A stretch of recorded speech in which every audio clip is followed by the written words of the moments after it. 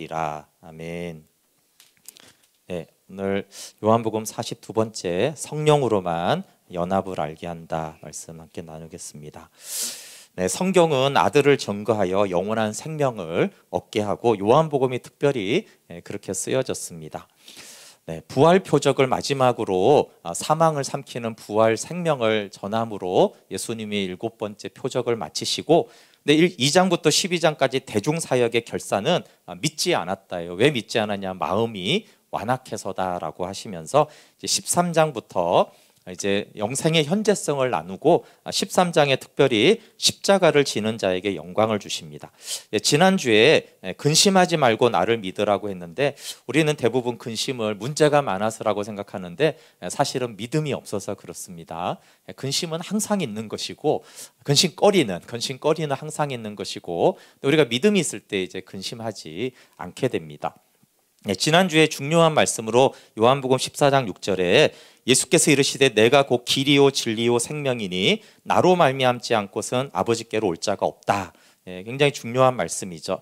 여기서 핵심은 내가 길이다라는 거였어요. 근데 길이고 이제 보충하는 설명이 내가 생명이고 진리다. 그러니까 진리이신 예수님을 알고 생명이신 예수님을 알면은 예수님이 정말 길이구나, 정말 예수님이 아버지께로 가는 길이구나라는 것을 더 분명히 알게 됩니다. 이것은 예수님이 복음이잖아요, 그렇죠? 예수님이 복음이기 때문에 복음을 통해서 생명이 드러난다, 복음을 통해서 아버지 집에 간다라는 말씀과 같은 맥락입니다.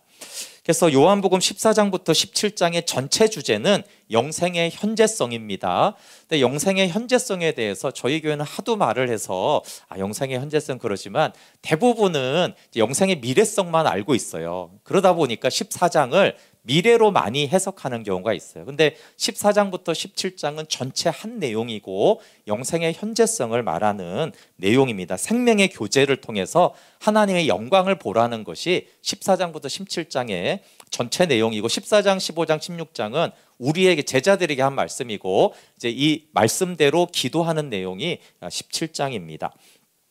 그래서 요한복음 14장 3절에 지난주에 너희를 내게로 영접하여라는 말씀과 15장 4절에 내 안에 거하라는 말씀은 짝이에요.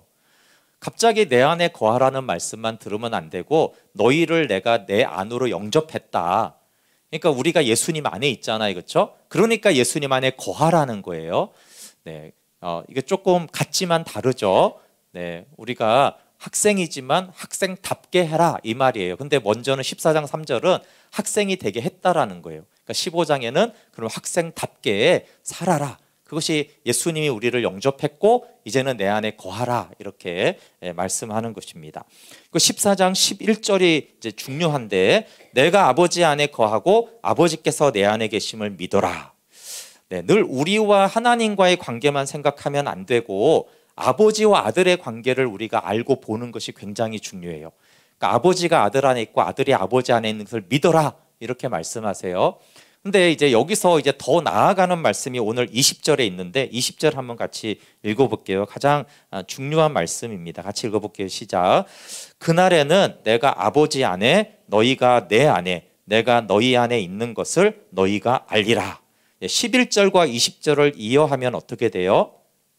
11절에는 아버지가 아들 안에, 아들이 아버지 안에 있잖아요. 근데 20절에 가면 어떻게 돼요? 여기 아버지와 아들 안에 우리가 포함되는 거예요. 그러니까 11절을 만약에 안 믿으면 어떻게 돼요? 20절은 존재할 수가 없잖아요, 그렇죠? 아버지와 아들이 서로 속한 관계를 우리가 안 믿으면 우리가 있을 곳이 없는 거예요. 근데 아버지와 아들이 함께 거하는데 거기에 너희가 내 안에, 너희가 내 안에가 어떻게 됐어요? 우리가 예수님 안에 어떻게 거하게 됐죠? 3절에 나왔잖아요. 예수님이 내가 와서 너희를 내게로 영접하여, 그래서 우리가 예수님 안에 있게 되었잖아요, 그렇죠? 그래서 이제 3절과 11절이 합쳐지면 20절이 됩니다. 이해가 되세요? 3절은 우리가 아들 안에, 그렇죠? 그리고 우리가 아들 안에, 그리고 11절은 아들은 아버지 안에, 아버지는 아들 안에. 그러니까 3절과 11절을 합치면 어떻게 돼요? 20절이 되죠. 아버지는 아들 안에, 아들은 아버지 안에, 그리고 우리는 아들 안에, 아들은 우리 안에. 그렇죠? 그래서 이제 20절이 완성이 되는 것입니다. 그래서 어떻게 포함되는가 하냐면 3절에 이미 나왔다고 그랬어요. 우리를 예수님 안으로 영접해서 나 있는 곳에 있게 했어요. 그렇죠?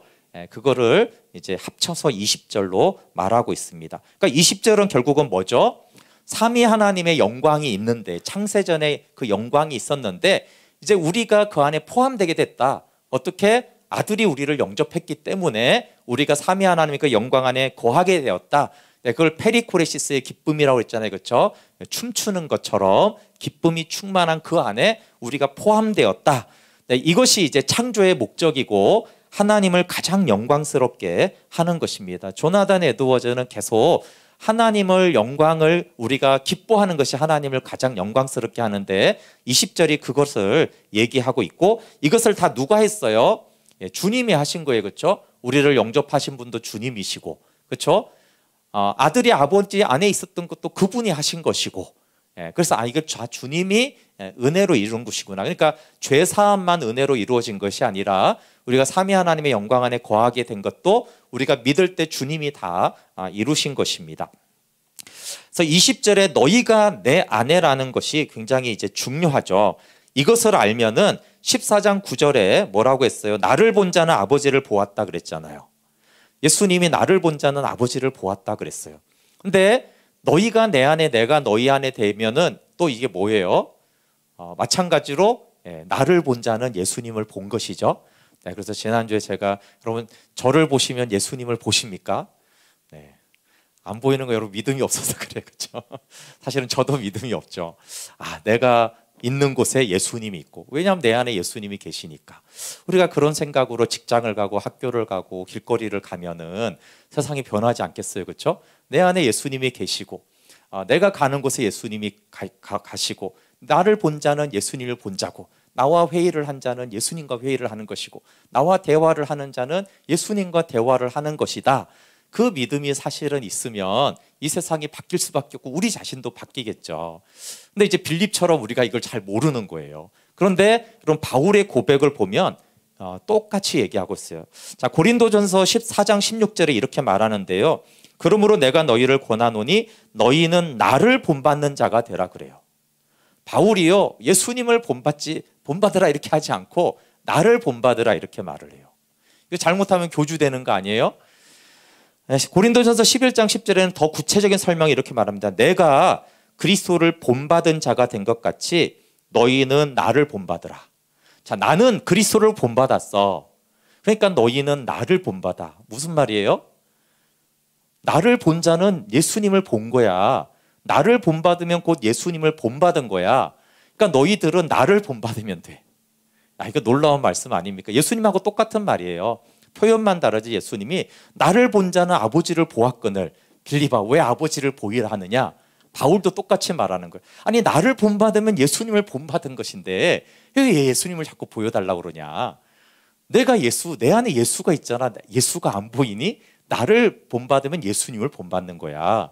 똑같은 말을 하고 있는 거잖아요. 그렇죠? 그러니까 바울이 이걸 아는 거예요. 내 안에 있는 예수 그리스도가 너무나 분명하니까 나를 본받으면 아버지를 본받은 거고, 나와 대화한 거는 아들과 대화한 거고, 나를 만난 건 예수님을 만난 거야.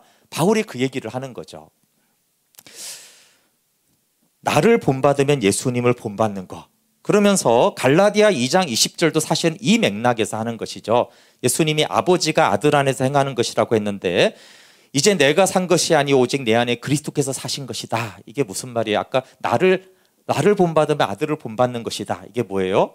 내 안에 사시는 분은 예수님이야. 내가 행하는 것을 보면서 예수님이 행하는 것을 못 봤어. 이 얘기를 하는 거죠.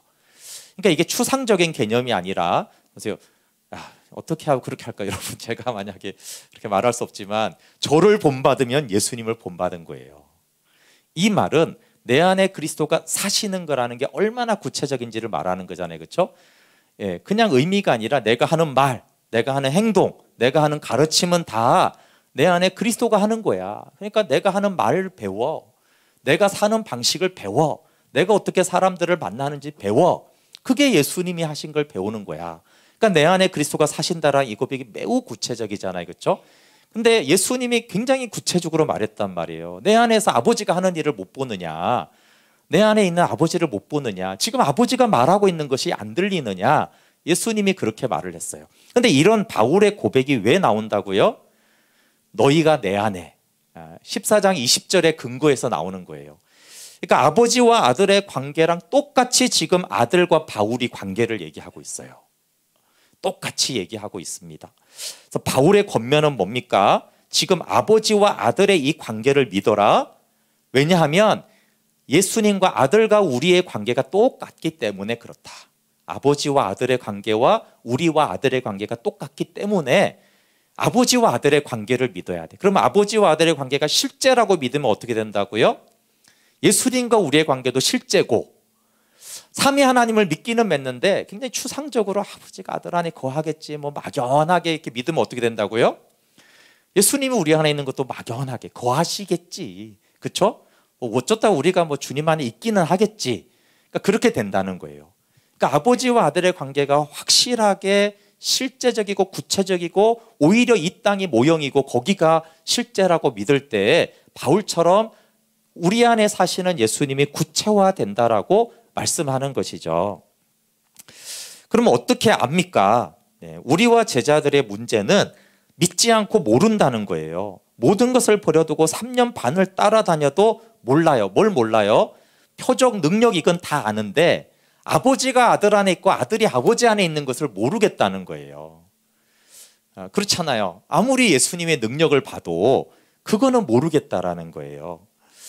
마치 태아가 엄마의 태중에 잉태가 되었는데 자기가 엄마 뱃속에 있는지 어디 있는지 모르는 것처럼 모르는 거죠.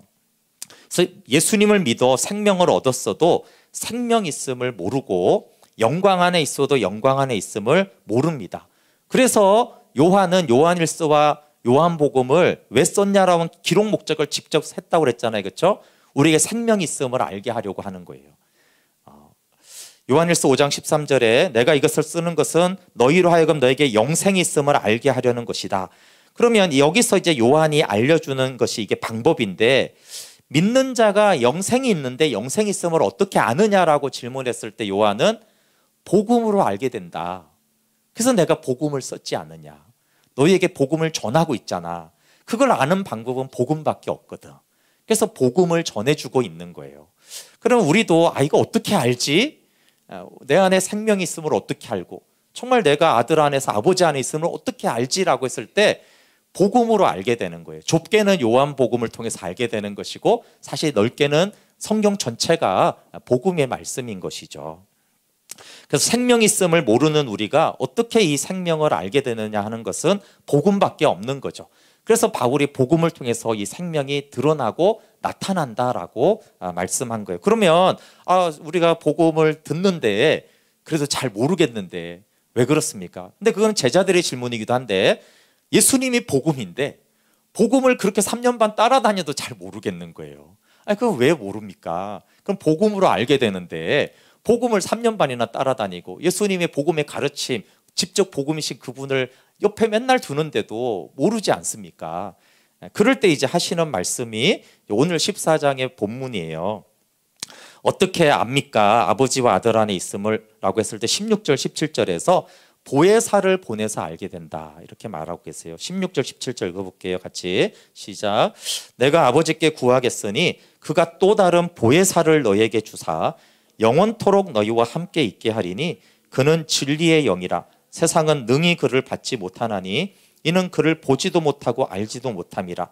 그러나 너희는 그를 아나니 그는 너희와 함께 거하시며 또 너희 속에 계시겠음이라. 아멘. 예수님이 보혜사인데 또 다른 보혜사가 오셔야지 된다라는 거예요. 보혜사는 파라클레토스는 보살피고 은혜를 주는 분, 위로자, 상담자, 좋은 자, 돕는 자, 여러 가지 뜻이 있어요. 근데 이런 원어적인 뜻보다도 예수님이 직접 말씀하신 게 더 중요한데, 예수님이 이 보혜사를 뭐라고 17절에 말했어요? 그는 진리의 영이라는 거예요. 그러니까 물론 성령님이 하시는 일이 너무 많습니다, 성경에. 그러나 예수님이 탁 집어서 그 성령님은 진리의 영이다. 진리의 영이라는 건 무슨 말이에요? 진리를 알게 하는 영이라는 거예요. 진리의 영이라는 것은 진리를 알게 하는 영이에요. 그러면 진리를 알게 하는 영이라고 했을 때 금방 뭐가 생각나야 돼요? 6절에 내가 진리다 그랬잖아요. 그러니까 그냥 막연한 진리, 뭔가 세상에서 말하는 진리를 알지니 자유케 이런 막연한 진리가 아니라 내가 진리다라고 그랬어요. 예수님이 진리인 것을 알게 하는 영이라는 거예요. 근데 여기서 예수님이 진리인 것을 알게 한다라는 것은 무슨 뜻이에요? 길이신 예수님을 안다고 그랬잖아요. 그렇죠? 거기서 진리는 예수님이 아버지께로 가는 진리, 그 길인 것을 알게 하는 진리. 그러니까 성령님이 진리신 예수님을 알게 함으로 예수님을 통해서 아버지께로 가는 것을 알게 하는 영이다. 그것을 전문적으로 알게 하시는 분이 성령 하나님이다. 이렇게 알려주는 것이죠. 그래서 20절에서 그날에는 알리라 그랬는데 그날이 언제냐면 성령이 알게 하는 그날이죠. 성령이 진리를 알게 하는 그날에는 알게 된다라는 거예요. 제자들에게 그날은 오순절 성령 강림의 날이었어요. 그렇죠? 근데 그날에도 방언도 하고 권능도 받았지만 그날 가장 알게 된 것은 뭐냐면 진리의 영이 아버지가 아들 안에 있고 아들이 아버지 안에 있는 것을 알게 된 거예요. 성령으로. 그래서 우리는 성령으로 삼위 하나님의 영광과 그 안에 거함을 알게 됩니다. 그럼 이제 합치면 어떻게 되냐면요. 복음을 통해서 요한은 알게 된다고 그랬잖아요. 그렇죠? 근데 왜 복음이신 예수님과 함께 있어도 모릅니까? 우리도 복음 많이 들었는데 잘 모른대요. 이렇게 했을 때 예수님이 알려주는 거죠.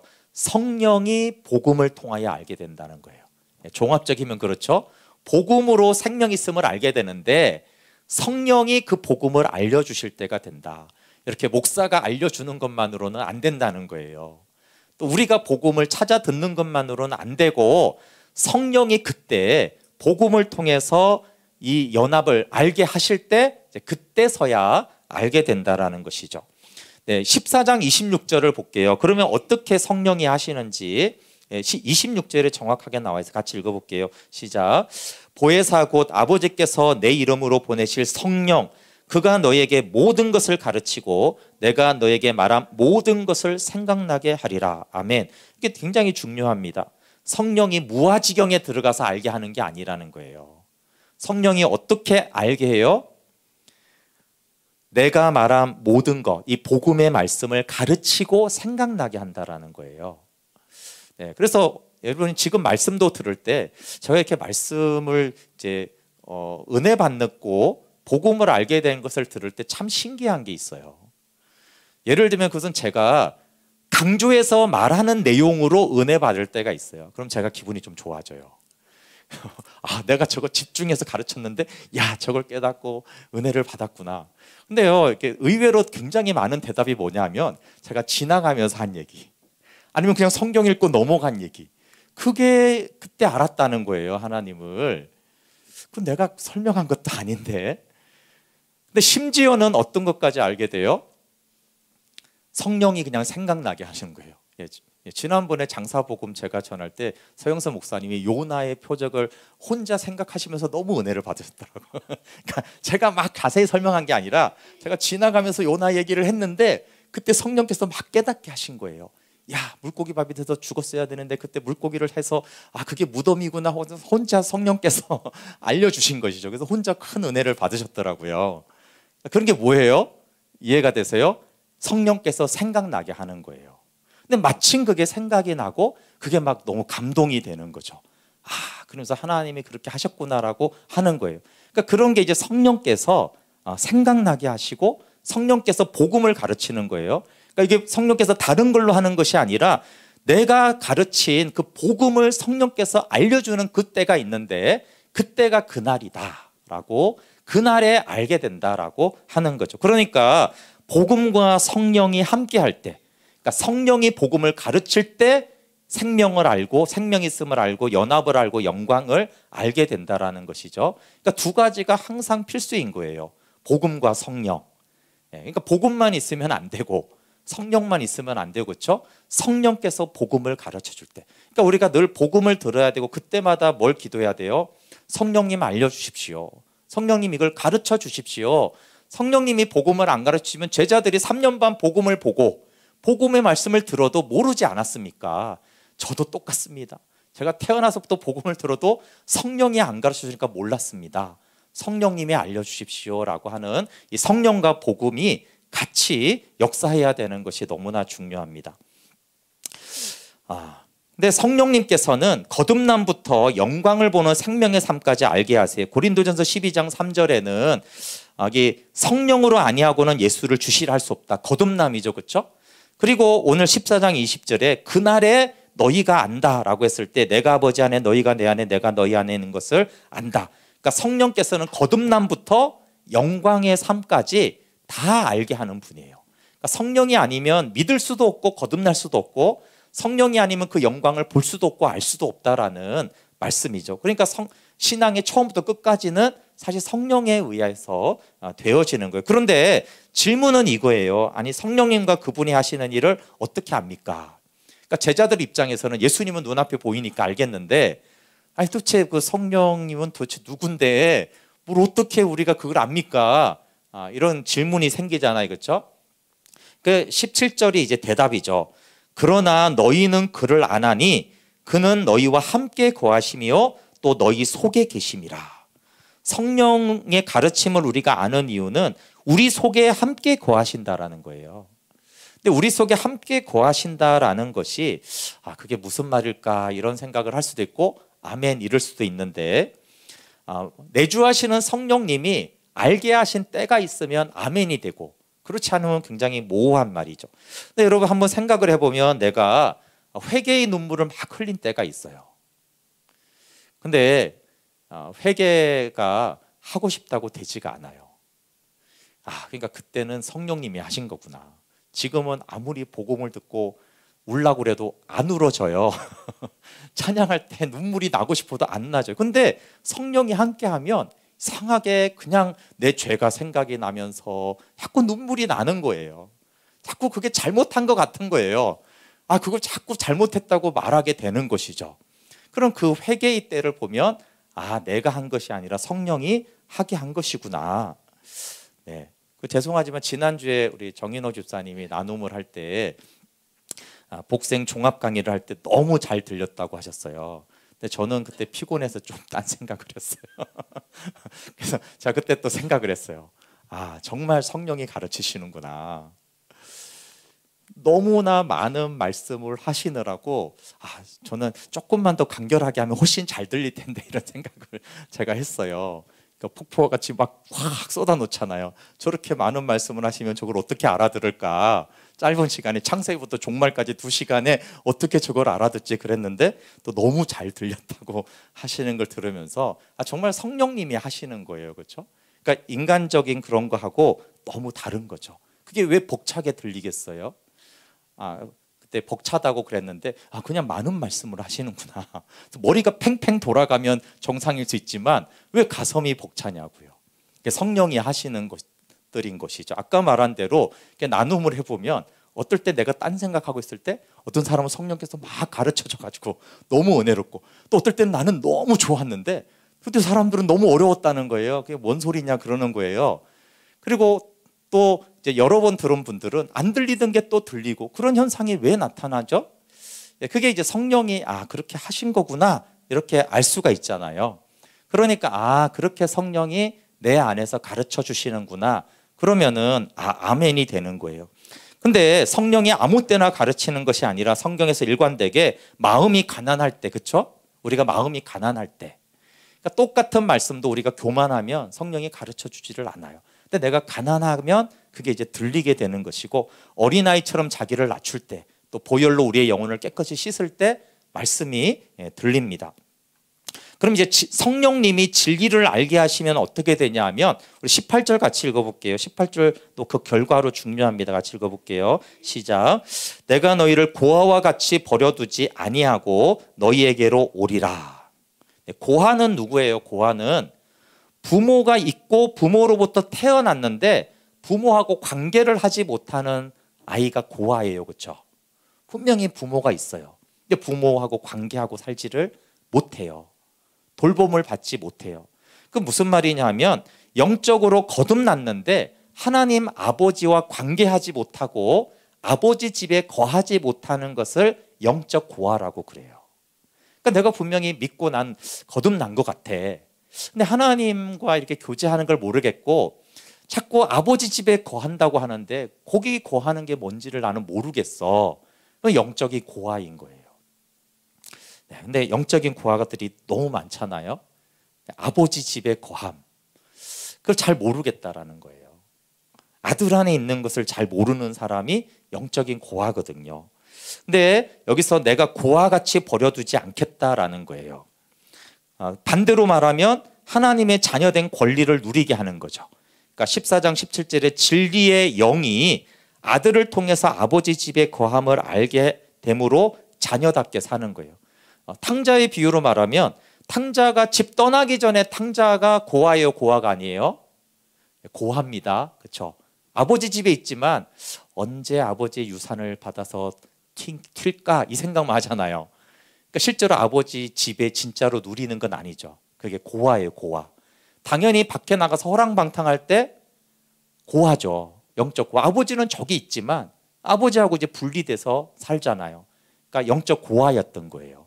근데 이제 돌아와서 잔치 집에 거한다라고 했을 때 그때가 고아와 같지 않게 된 거죠.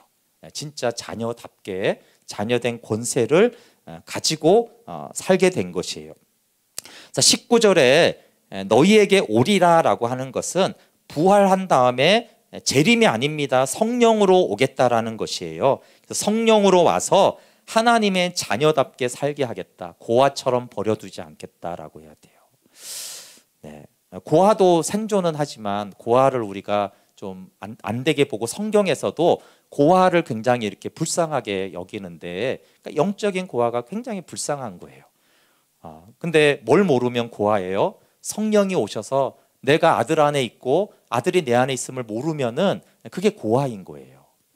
그러니까 죄사함만 알면 뭐예요? 고아인 거예요. 생명 있으면 모르고 난 죄사함 받았어. 그건 영적인 고아인 거죠. 그래서 내 안에 예수님이 있고 내가 예수님 안에 있어서 내가 아버지와 아들 안에 있다. 그래서 아버지 집에 있어야지. 그게 이제 고아가 아닌 것입니다. 아들 안에 거하는 생명의 교제는 보혜사 성령으로만 압니다. 모르면 가난한 마음이나 어린아이 같은 겸손 깨끗한 영혼이 없어서 그런 거죠.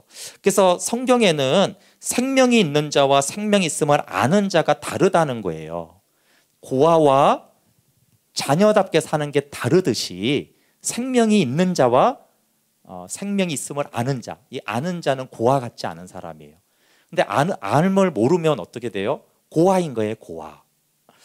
그러니까 아들 안에 있는 자와 아들 안에 있음을 아는 자는 너무나 다른 거예요. 그러니까 예수님이 나를 영접했는데 그 영접했음을 알고 믿는 자와 모르는 자는 너무나 다른 것입니다. 그런데 성령께서 더 분명하게 이것을 알게 하는 성도가 있다라는 거예요. 우리 15절을 보면 너희가 나를 사랑하면 나의 계명을 지키리라. 그리고 21절을 보시면 나의 계명을 지키는 자라야 나를 사랑하는 자니. 내용이 같습니다. 내용이 같아요. 15절과 21절의 내용이 같습니다. 그리고 나를 사랑하는 자는 내 아버지께 사랑을 받을 것이요 나도 그를 사랑하여 그에게 나를 나타내리라. 예수님을 사랑함으로 계명을 지키는 자, 아버지와 아들의 사랑을 받습니다. 느낄 수 있다라는 거죠. 그리고 그에게 나를 나타낸다. 나타낸다는 것은 계시한다라는 것으로 영광을 보여주는 것이고 그날에 아버지와 아들 안에 있음을 알게 되는 것입니다.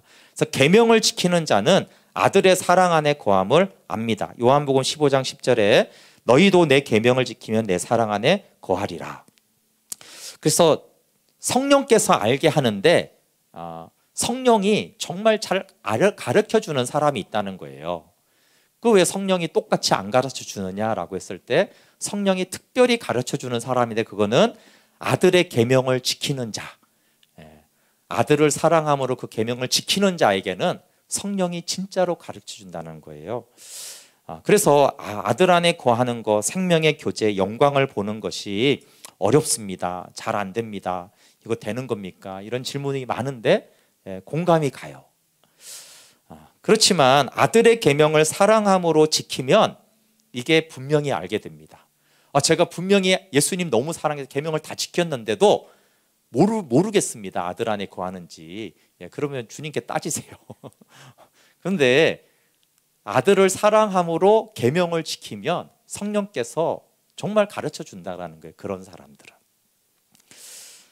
표현된 사랑이 영광을 보게 하죠. 그러니까 생명의 교제의 두 축이 있는데 말씀 앞에 나가는 것이 생명의 교제예요.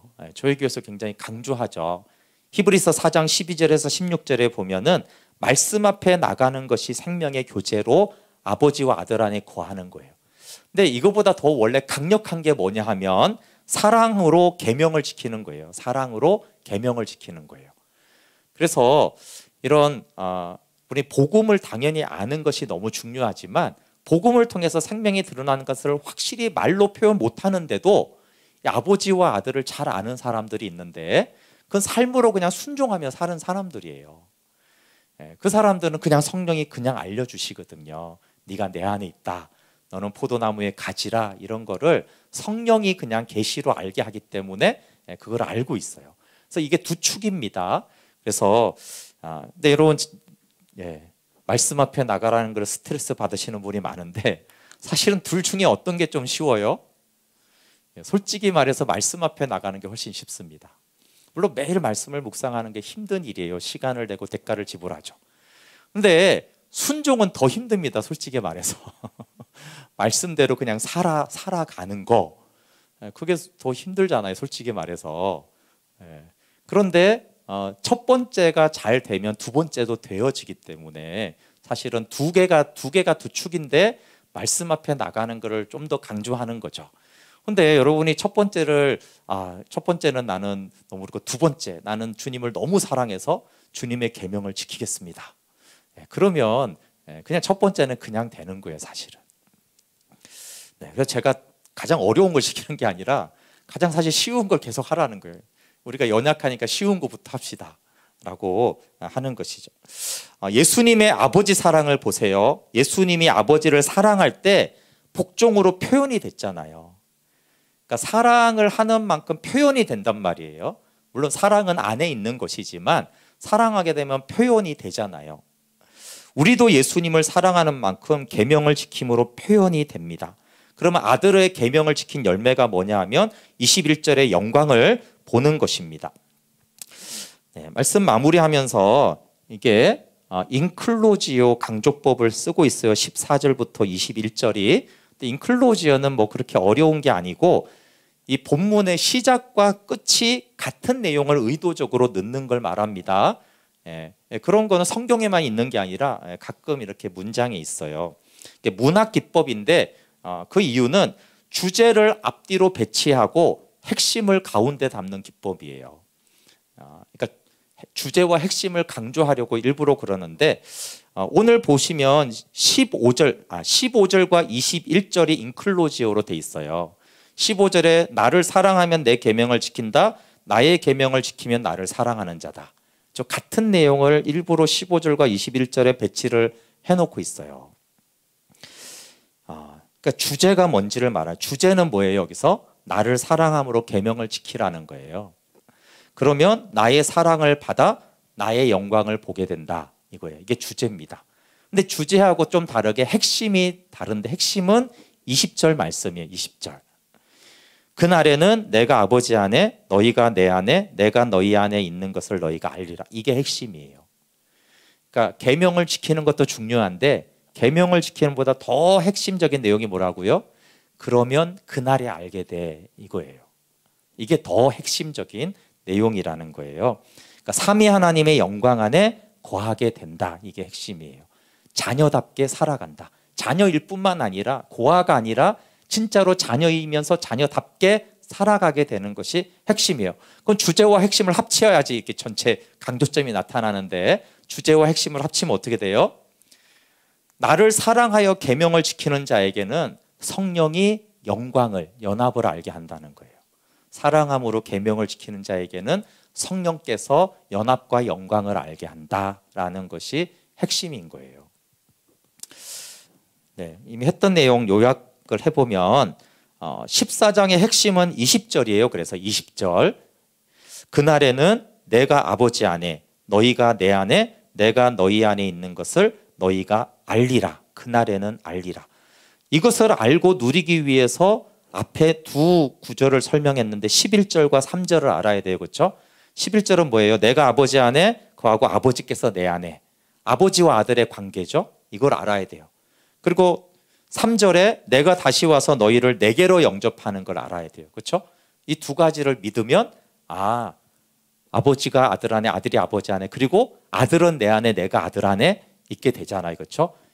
그걸 성령께서 그날에 알게 하신다는 거예요. 그러니까 하나님의 영광 안에 거함을 알게 되는 두 가지 방법이 있는데, 하나는 복음과 성령이에요. 성령이 복음의 말씀을 가르쳐 줄 때 그때 우리가 알게 돼요. 그렇죠?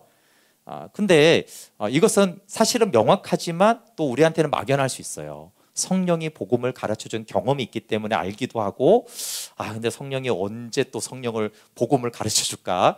그래서 추가적으로 말씀하는 것이, 예수님을 사랑해서 너희가 계명을 지켜봐라. 그럼 성령이 와가지고 복음을 가르쳐 준다는 거예요. 과외를 직접 시켜준다는 거예요. 성령이 와가지고 예수님 너무 사랑해서 계명을 순종하는 자에게 성령이 특별 과외를 해가지고 생각나게 하고 가르쳐주고 해서 알게 한다라는 거예요. 그러니까 이 두 가지로, 한 가지로 통합이 되지만 그래도 성령을 구하고 복음을 들어라. 좀 더 쉬운 거죠, 그렇죠? 하지만 조금 더 적극적인 것은 예수님을 사랑해서 계명에 순종해봐라. 그러면 성령이 그때 복음을 깨닫게 해주신다라고 말씀하는 것입니다. 복음과 성령 그리고 순종, 이 세 가지가 지금 이제 그날에 알게 되는 비결입니다. 함께 찬양하고 기도할게요.